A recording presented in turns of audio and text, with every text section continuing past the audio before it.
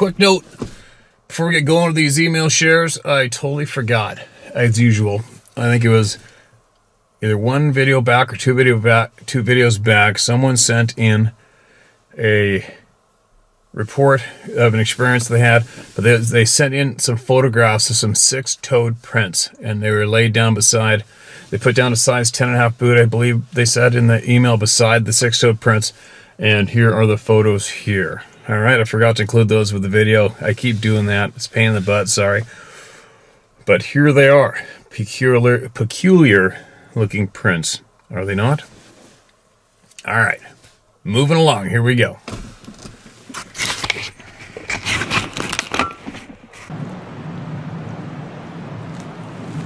How's that for a steelhead river? Thought I'd come up and pre-scout it out for tomorrow. It's a little late in the day. It's like 2:45 or something right now. This is a different river than the one I've been on. And this river is typically just chock full of huge Chinook salmon in the fall. All flavors of salmon come up here. But there's steelhead in here right now, 100% for sure. And I'm thinking I'm gonna fly fish for them tomorrow.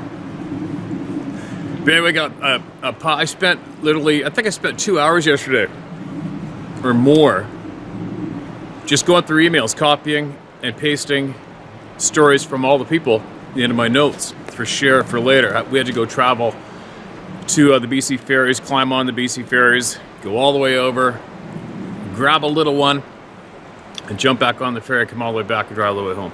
So one of the things I did on the boat while it was an hour and 40-minute ride one way was go over emails. And so you guys know, I've never changed a word in one email ever. Never. I've never altered a story, changed a story. I've never even added a comma or a period in a story, obviously. But I've had some real long emails. Like one woman, I think she lived on and off the island and around the coast of BC, sent me basically a book. I don't know how long it would take me to read. It's very interesting, though. There's a lot of interesting stories in there, but it's basically a book. And I'm trying to figure out how to tackle that because I can't condense it and take out of it. I feel that I can't take out of it what I'm going to decide you guys get to hear or not. Do you know what I mean? So what do I do? I mean, do I take give that one email 15 minutes of my time and then make sure other people are heard at the same time as well? Or do I dedicate like 3 days straight to reading that one email? You know, do I condense it down and take the meat out of it that you guys might benefit from? But how am I the one to judge what you guys should or shouldn't hear? You know what I mean? You know how so I'm just explaining that's how it can get a little awkward when I get sent very, very long emails. What do I do with them, right? But I'll figure it out. The answer will come. I'll probably share it in segments. Or who knows, maybe I'll go in one big, long share. I don't know, but I'll figure it out. But just so you guys know, that's what I go through when I get the real long ones, all right? Now, I'm going to go through some of the recent emails sent in because it's fairly easy. I just start at the top of my list. And I'm running out of time, so I want to go way up the valley, see if I can find those bull elk while it's snowing, too. So listen to this. Hi, Steve. You can just call me Bug Nuts. My steelheading buddies always do, thanks to my preference for fly fishing. Where I go after steelies in Washington is pretty remote. The fish are almost all wild, and to say I usually fish alone is an understatement. In my 4 decades of solo hikes and wades, I've had a bunch of weird experiences, 2 of which I absolutely consider encounters. I'll try to keep the story short. This happened in 2011 on a river near Mount St. Helens, which I know has a storied past as far as sightings. I had hiked up a logging road about 1.5 miles from my truck, intent on wading and fishing my way back downstream for what we call the honey hole. I caught and released a nice steelhead up high, so I was that much more excited to get there. I hooked a big bright hen at the top of the hole that went ballistic with runs and leaps, but I was able to land her and get a great pick before release. As I chucked my hook and readied my gear to continue working through this stretch, a big rock came flying from behind me and bounced around on the freestone boulders between my spot and a stand of 10-foot high willows about 50 feet away. I froze and peered into the shadows, listening for any sound and watching for any movement. I knew I had the river entirely to myself, as it was a weekday, and I hadn't seen any other trucks or people on my way in. It was eerily quiet, with no leaves rustling and no birds chirping, and I felt strongly that I was being watched as my heart began to race and the hair on my neck stood up. After a few minutes of my observation, I decided to get back to my fishing, even though the feeling of being watched had not left me. I settled down and got my focus back to the task of finding another steelhead, even as my head was spinning with what the F's. About 10 minutes later, as I had reached the midpoint of the riffle, another big rock was thrown from behind the willows, this time crashing into the knee-deep water near where I'd been standing only minutes before.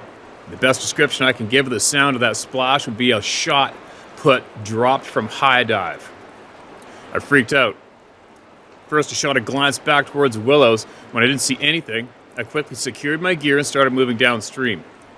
On sheer adrenaline, I waded across the river at a spot I never would have even tried normally, but it was the fastest way back to the logging road. After climbing a steep bank on the other side, I literally ran the whole way to my truck in my waders, boots and all. After tossing my rods and my pack in the bed of my truck, I jumped in, started her up, and locked the doors. Thoroughly out of breath and sweating, but feeling safe. I then replayed the whole experience in my mind. I remember my conclusions at the time. Number 1, no man could have thrown that rock that far. Number 2, something or somebody didn't want me there. And even though it or he cost me a couple hours of steelheading time, I was fine with that. Number 3, the primal fear we have felt is real, but in a sense irrational, given the circumstances. If it wanted to hurt me, it easily could have.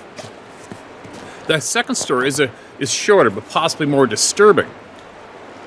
One morning in the spring of 2013, I was hiking solo down a trail in an area of Wynoochee Canyon called Grisdale. In the old days, I used to be able to drive my truck way down this trail to a creek where I would park, gear up, and then wade the rest of the way to some sweet steelhead water on the Wynoochee River. More recently, though, the timber company that owns the lease on this land gated it at the intersection with the forest road I drove in on and began clear-cutting large swaths of evergreens in the area. The long hike in was dark and shadowy this early morning, and I was moving along at a pretty quick pace since I'd been tracking the river flow stats and figured the nooch would be in perfect steelhead green shape. About halfway down the trail past the clear cuts, and into the old growth, the sound of 3 hard, distinct wood-to-wood knocks stopped me in my tracks. The knocks were methodically slow and rhythmic, and sounded as if they came from just ahead of me and a few hundred feet off the left side of the trail. It was deafeningly silent after the knocks, and I squinted in the low light, scanning the woods ahead of me in an effort to see any movement. Every muscle in my body tensed up, and all my hairs stood on end for the next few minutes as I started to think about my options. The prevailing thought was to say screw it and continue on down the river, to the river, because I was jazzed to fish this day and I'd already done all that work to make it this far. Rather than just hiking along quietly, however, I decided to announce my presence by making some spastic random yells and sounds of my own. Right before I made it to the creek, some 15 minutes later, I once again heard loud knocks of wood. Only this time, there were only 2, and they came from slightly behind me and on the opposite side of the trail. Holy shit, I thought. That's either something following me or there's more than one. I felt safer once I made it to the clearing of a huge gravel bar along the river, and I commenced hunting some native steelhead, all the while feeling like I was being watched, tracked, or both. I must have sounded like a complete spaz for the next few hours as I waded, fished, and yelped my way to my favorite riffle. I found a couple of aggressive winter steelies that morning, but the thought of the hike up and out through the shadows was looming the whole time. Fortunately, the brisk walk up was uneventful, and boy was I glad to see my truck when I reached that point of the trail. The really fascinating part came when I struck up a conversation with a lady bartender at a roadside tavern I stopped at to calm my nerves on the drive out of the valley. My phone's getting covered in snow. It's a sec. Oops. I mentioned to her that I had an interesting experience on the Grisdale Woods that morning while hiking in to fish. And instead of scoffing at my story, the lady leaned forward to me and said, "Oh, you gotta hear this." She proceeded to tell me the tale told by a group of loggers that began making daily treks into those same woods when the harvesting began a few years earlier. As these lumberjacks would sip their end of the day whiskey and chug their beers, they told her of frequent sightings of not just a Sasquatch, but a family of Sasquatches. According to her, they would talk openly about this group of hairy beings, some short and precocious, and a couple very tall and beastly who would be seen walking the cut line almost every morning as if it was their daily routine. And that these beings didn't seem all that bothered by the comings and goings of the logging trucks. When I asked her opinion of why this wouldn't be reported and / or no pictures or video had ever surfaced, she spoke of a code amongst the loggers that they observed in order to keep the government's eyes out so they could do their jobs without interference. Unbelievable. As for me, I've had plenty of friends and family with whom I've chosen to share these stories ask me why in the hell I'd go out there in the wild alone, and in particular, why I wouldn't be carrying a gun. My simple answers have always been that it keeps me young. I'm 56, and that I'm a minimalist steelheader and don't want to carry too much gear. As for the first part, the truth is that being out there at the mercy of whatever I may come across is exhilarating and does make me feel young again. And as to the second part, the truth is, I don't think I'd have the heart to shoot one of these things unless I was truly being attacked, which frankly doesn't seem that likely to me. Keep up the good work, sir. Keep up the good work, Steve, and I trust my contact info will remain confidential with you. Of course it will, man. Thanks for that. Thanks for that email. And sure, as I was reading it just took me right back to my days. Man, I remember like when I was 18, 19, 20, 21, and I would drive up the west coast of Vancouver Island to a place called Port Renfrew. You can Google it up. I need to double back, start heading up the San Juan River, and then hang a left and go up another old logging road, which apparently is paved now, and I haven't been there since it's been paved, to another little steelhead river called Harris Creek. And same thing, I used to walk into that Harris Creek in the dark timber, very remote, by myself, and the whole time hoping I wasn't going to bump into one of these damn things because I really wanted to go catch one of the steelhead, right? There's a lot of sightings right around me here in the timber, in the forest on either side of this river behind me too. I'd be lying if I wasn't thinking about these things when I'm going to get geared up tonight to go steelhead fishing upriver and in the timber tomorrow morning and hike into the dark. But it is what it is, right? And when it comes to the knocking on the wood knocking, myself, from what I've learned, what I've witnessed firsthand by myself in the forest, I'm 100% convinced that the wood knocks are for one thing and one thing only, and that's communicating between each other, not with us. That's the conclusion I've come to. So if you're hearing wood knocks, I strongly believe that the wood knocks are talking about you. Take from that what you will or leave it. But anyway, thanks for sending that in, man. Thanks for sending that in. I'm getting cold. I'm going to possibly do one more here. And be safe out there. Make sure you don't quit steelheading ever because of this. But also listen to your gut and leave when your gut tells you to, all right? That's very important. What we got here? Central Texas experiences. All right. Steve, after finding your channel by chance, I've now binge-watched so many of your videos, and I've finally been convinced to share a couple of my run-ins. Also, thank you for the platform where these can be shared and not judged. Call me Tex, one of my nicknames I earned while serving. I have and always will be a lover of hunting and fishing. I also served 12 years. I had my fair share of combat, and it takes quite a bit to rattle me. I've had more experiences where the gut feeling would kick in and put me on high alert. Below is a couple of those run-ins. First run-in. 1994, actually seeing one, or I should say the outline in the dark, was coming back from base and headed home as it was an 8-hour drive one way between 2 to 3 a.m. on a 2-lane road between country towns. I was driving slow due to deer on side of the road and being super tired. I got an eerie feeling and something said stop. I did rather quickly and wondered where it came from, as I was the only one in the vehicle and the windows were down. In front of me, maybe 20 yards up the road, around 6 or 7 deer shot across the road in a super rushed pace. And then I noticed something big, greenish white eyes, dark colored, hairy, and scary looking, behind them, crossing the barbed wire fence by stepping over it, and slowly kept going across the grassy area and across the road onto the other side, which, like the other side, had about 10 to 15 yard grassy area, and then the fence. The side it was headed to was wooded, and I lost track of it once it went into that area.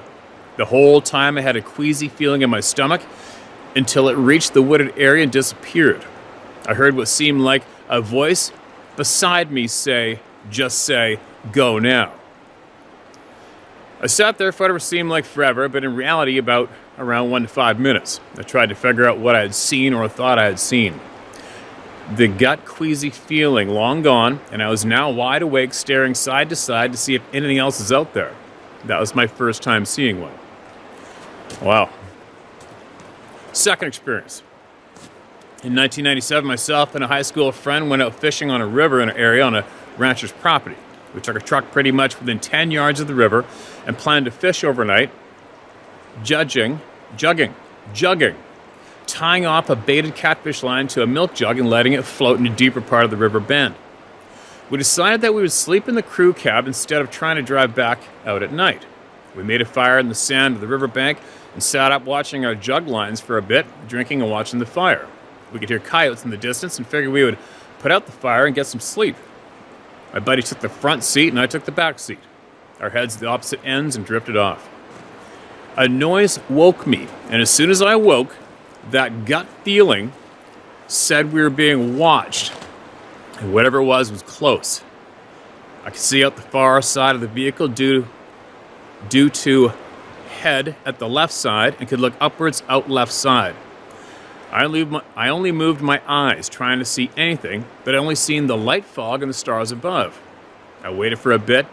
I did not see anything, so I started to drift back off again when something pushed down on the back of the truck, rocking it. I was fully awake in record time due to that eerie gut feeling. As we always carried guns with us in case of snakes, I grabbed mine and sat up looking out the back glass. I seen a big, dark, and tall silhouette disappear into the fog, and I could hear growls. My buddy was sitting up in the front, staring out the windows, slowly checking our surroundings. He quietly asked if I'd seen what moved the truck, and I said I thought it might have been a wild hog or something because I did not think he would believe me. I did not go back to sleep the rest of the night and kept a close eye on our surroundings with no other issues that night. The gut feeling left me in a couple minutes after watching that figure walk off in the fog. It took another 2 years before we discussed that night over a fire drinking beers. He asked me if I saw what rocked the truck, and I told him I'd definitely seen its outline and described as much as I had seen. Tall, broad shoulders, dark in color, looked hairy from behind as it was already turned around and headed away. He said that he had seen that much as well, but thought his eyes were playing tricks on him. We never went back there fishing overnight again, and Uncle Sam sent me off to another state for a few years, far away from home. I haven't felt that gut feeling since then. It hasn't stopped me from enjoying the outdoors, but I haven't spent a night camping since. I honestly can say that now that I know more, I look forward to my next encounter. I apologize for this being so long, and I did not share all the details, as this would have made this email super long. All the best to you, the wife, and four-legged kids. Signed, Tex. Holy shit, Tex. Thanks for that email, man. And if you get a chance, all you listening to this, don't leave out details, all right? Try not to leave out details. If details that I might or you might think aren't very important could possibly be the missing piece of somebody's puzzle, right? It's a possibility. And so just take note of that, you guys. If you're about to send one in, don't leave anything out. And if you think it's getting too long and you're shortening it up, or you're going to save some for later for another email, don't do that. Send it all in one go. Just try to condense it so it doesn't take a month to read it. You know what I mean?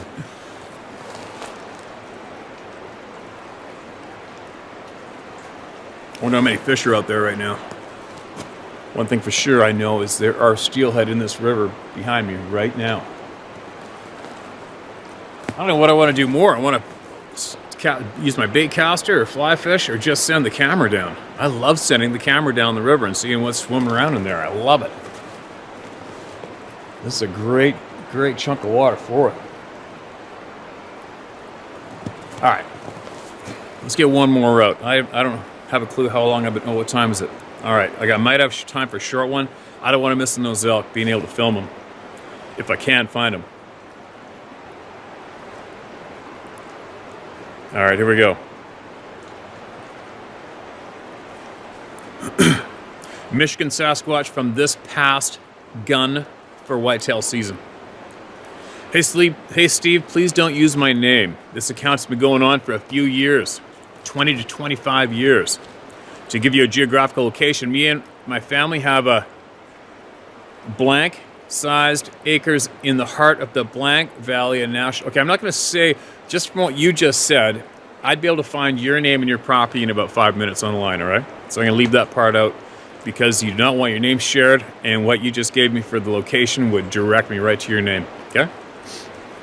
Anyway, typically, early morning around prime time, first weekend of bow season, stalked and tracked a decent 10-pointer. He always kept about 40 to 75 yards ahead, but never got my scent. I was downwind. I tracked him for a good 2 hours, then heard nothing until I darn near spooked him. He shot up out of some brush and took off like a bat out of hell. Normally, whitetails will sprint straight for a bit, look around, trot, and then kind of wander. I know this, so I kept at him for a good hour. Nevertheless, after 2 hours of being quiet, I took my shot at about 30 yards. The odd thing about that circumstance was I know I spooked him and heard and saw him tear off into the brush, but I also heard a different thing run off too. My first thought was I kicked up another deer. Man, was I wrong. I spent a lot of time in the woods. Come first weekend of bow season in Michigan, the ground is littered with dead oak leaves, birch bark, acorns, and ferns. I know the sounds of grouse, woodcock, squirrel, or a deer walking through. What I heard after taking that shot was odd. I can only describe it as fluid thump, maybe. Not even that. It was audible but quiet. Best way I could say is I could hear walking sounds, but it wasn't the typical of an animal. Either way, I found my kill after tracking a great blood trail and took care of business. Walking back with my harvest was different though. I always felt like someone was watching me, and that's not the first time. I never, this time, saw an entity or anyone, but definitely felt it in my bones that I was being watched. Thanks for taking the time to read this, and I have about a dozen other instances I can tell you about, especially when it comes to the BFRO and staying on my property for 48 hours and leaving a bunch of garbage. Have a great holiday and hope to hear back from you. Much love and respect. Okay, man, thanks for that email. You're lucky to have gotten that deer. It's no secret that these bush people are opportunists and they'll take their game, right? They'll take it from camp hanging on the hook, or they will cut us off in the blood trail and scoop it up and run with it. For me, I would be on fire because if I was deer hunting, like the deer that I go after, I typically watch the same deer for, well, I got 2 bucks from watching. I'm going on my 6th year now, and they're absolute monsters. And and they are right. I've seen footprints and heard these things and had that real weird trail camera video I shared with you guys last year with those glowing eyeballs and shit in the background. And that's right where I chase these 2 big bucks. So I more than a few times I've pictured sticking an arrow in one of these monsters, knowing I pinned it perfectly, and then going to track it down, and one of these things took off with it. I would be so frickin' angry. I'd be like, you know what? Go hunt your own frickin' deer down. Quit being a prick. You know? Oh, that'd make me mad.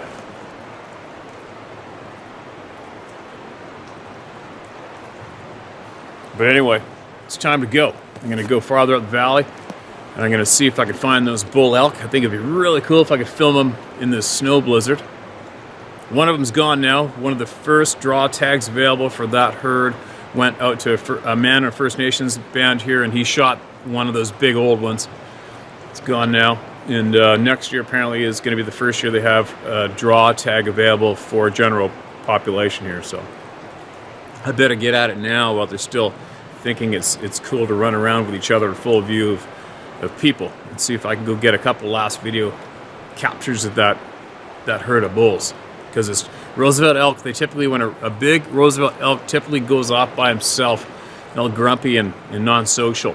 So to come across a herd of bachelor bulls like that is virtually almost unheard of. And I got to take advantage of that as much as I can and film as much of that as I can. I love it. I'll be back and I will share more tomorrow while I'm fishing up here in this river. All right? Be safe out there.